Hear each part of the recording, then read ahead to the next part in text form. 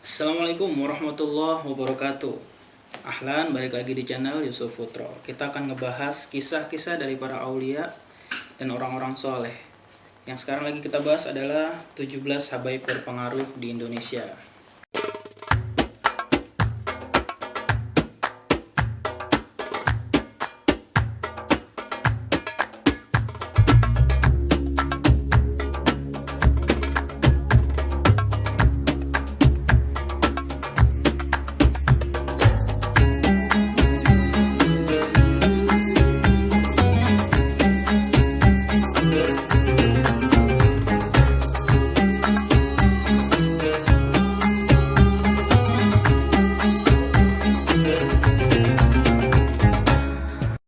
Sekarang kita udah ada di bagian yang kelima, yaitu Al-Habib Muhammad bin Ahmad Al-Muhdhar Bondowoso.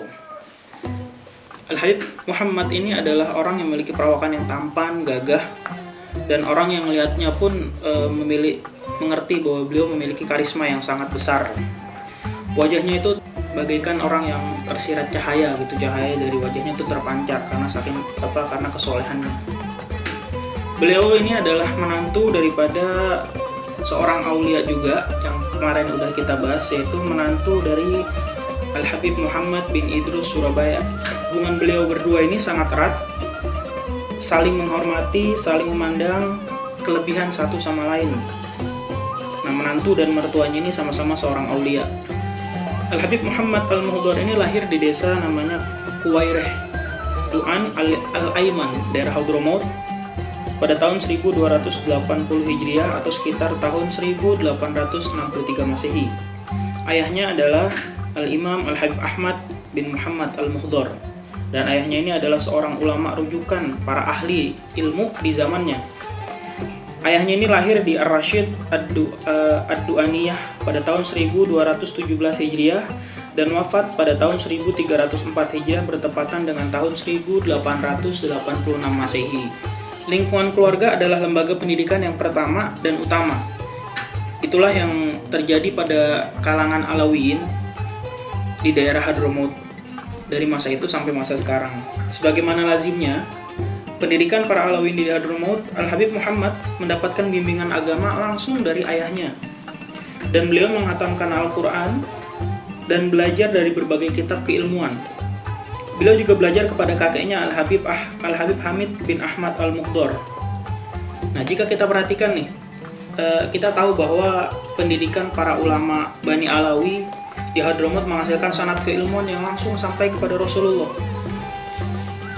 Sanad keilmuannya tuh dari A belajar ke gurunya, belajar ke gurunya sampai sanadnya sampai kepada Rasulullah Shallallahu Alaihi Wasallam.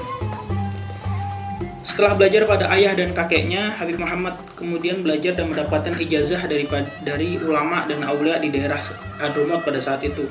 Salah satunya Al-Imam Al-Habib Ahmad bin Hasan Al-Attas.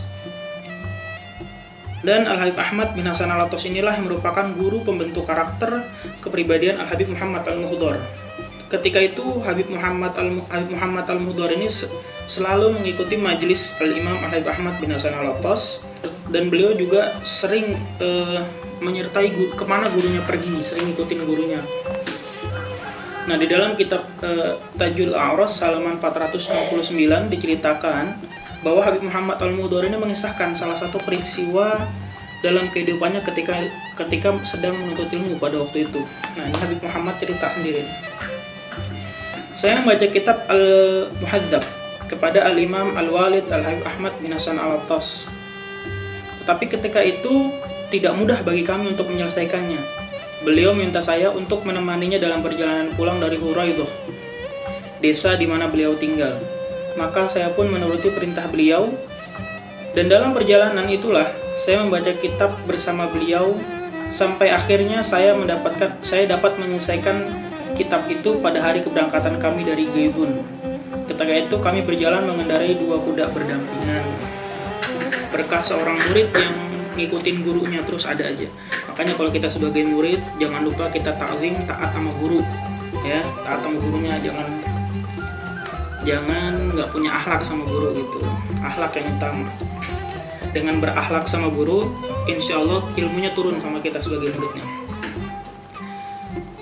Ketika ayah beliau wafat, bersama Habib Hamid, kakaknya beliau ini melakukan perjalanan dakwah ke berbagai negeri dan menyeru ke jalan Allah dan Rasulnya. Mereka berdua melakukan perjalanan ke Singapura dan Indonesia. Dimanapun tempat beliau singgah, mereka selalu disambut oleh penduduk sekitar dengan sukacita dan penuh penghormatan. Setelah itu, mereka berdua kembali lagi kampung halaman di daerah Hadramaut. Selang beberapa waktu, Hamid kakaknya ini melakukan perjalanan ke Tanah Suci untuk melakukan ibadah haji dan berziarah ke makam datuknya Rasul Shallallahu Alaihi Wasallam. Sekembalinya kakak beliau dari Tanah Suci pada tahun 1308 Hijriah, Habib Muhammad melakukan perjalanan dakwah ke kota Hyderabad di India. Beliau datang untuk memenuhi undangan dari Sultan Awad bin Umar Al-Quaidi. Nah, di India beliau ini mendapat sambutan yang luar biasa dari masyarakatnya. Ribuan manusia dari segala lapisan dan golongan berbondong-bondong datang untuk menemui beliau. Nah, dari India beliau ini baru melanjutkan perjalanan dakwahnya ke Indonesia dan beliau memilih kota Bondowoso di Indonesia ini untuk tempat beliau berdakwah. Di kota itulah beliau menetap dan berdakwah, dan beberapa waktu kemudian Habib Muhammad Al-Muhdhar ini bertemu dengan Al-Habib Muhammad bin Idrus Al-Habsyi Surabaya. Nah, dari pertemuan inilah yang mendorong beliau untuk berguru kepada Al-Imam Al-Habib Muhammad bin Idrus Al-Habsyi. Karena eratnya hubungan mereka berdua, akhirnya Habib Muhammad Al-Muhdhar ini menikahi putri dari Al-Habib Muhammad bin Idrus Al-Habsyi. Dalam berdakwah, beliau itu menggunakan cara yang santun, bijak, dan sopan.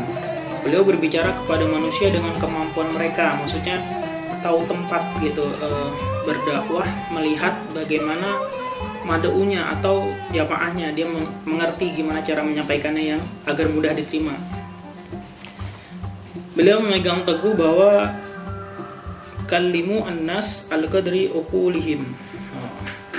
Dalam beramar ma'ruf nahi mungkar, beliau menggunakan cara yang santun dan halus. Nahi mungkar dengan cara yang santun dan halus, hingga semua lapisan masyarakat dapat menerima dengan baik nasihat-nasihatnya.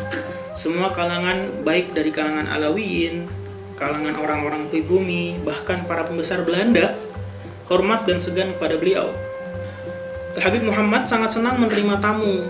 Nah, beliau ini sangat senang menerima tamu yang datang ke rumah beliau dengan wajah yang berseri-seri. Beliau ini biasa menyambut tamunya, dan bahkan beliau sendiri yang menyiapkan apa yang kebutuhan tamu.